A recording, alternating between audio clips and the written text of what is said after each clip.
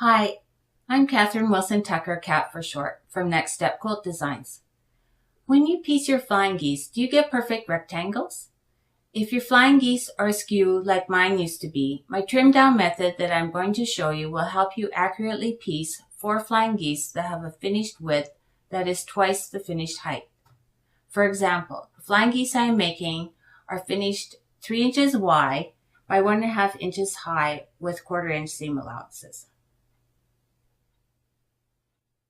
To make these flying geese, first you need one large square that is cut 1.5 inches larger than the finished width.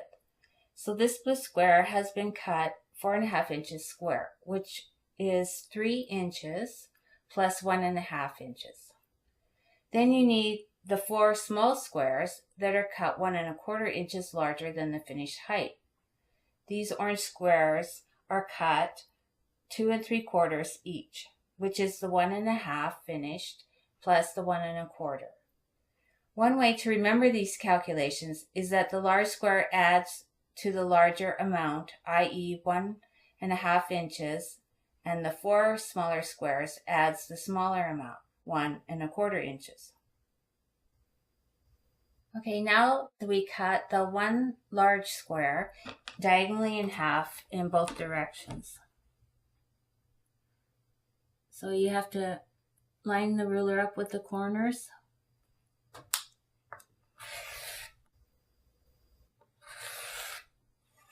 So now we have, we've cut it into 4, and now we cut the 4 orange squares only in half.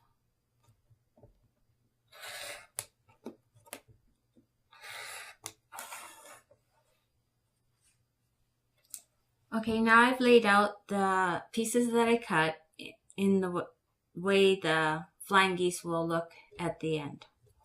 And what I do now is you take one blue one and the orange one, and you line them up so that the sides match on the corners.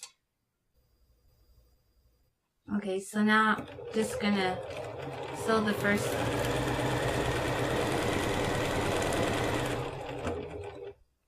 And then we're gonna chain piece the other 3 together.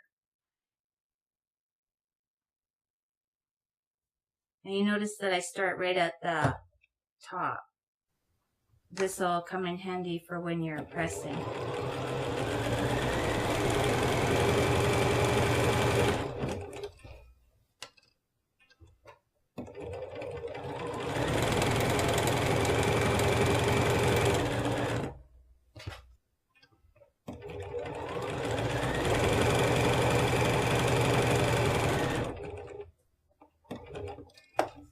Okay, now we've chain pieced all the triangles together, and I'm going to press them.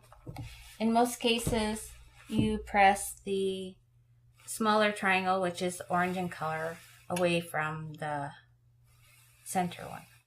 Then we just clip them apart. Okay, now we're going to sew the remaining triangles to the other side of the piece.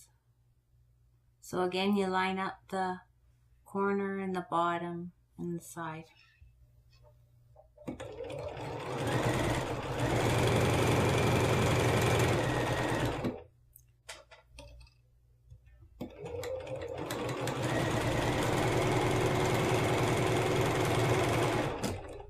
Again, you press it generally away from the center blue one.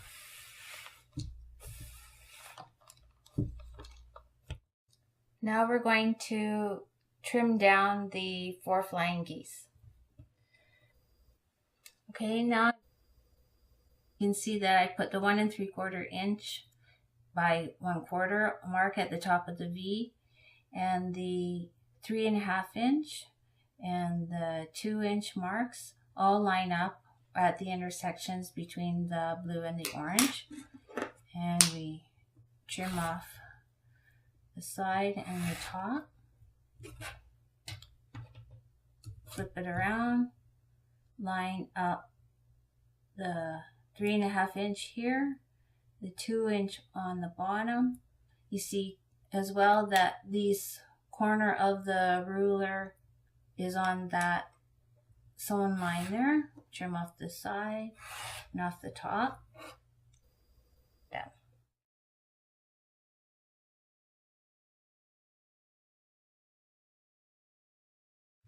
Thank you for watching this tutorial. On my website, www.nextstepquiltdesigns.com, under the How-To section, there are printable instructions for the Flying Geese trim down method. Here are some quilt blocks that have the Flying Geese in them.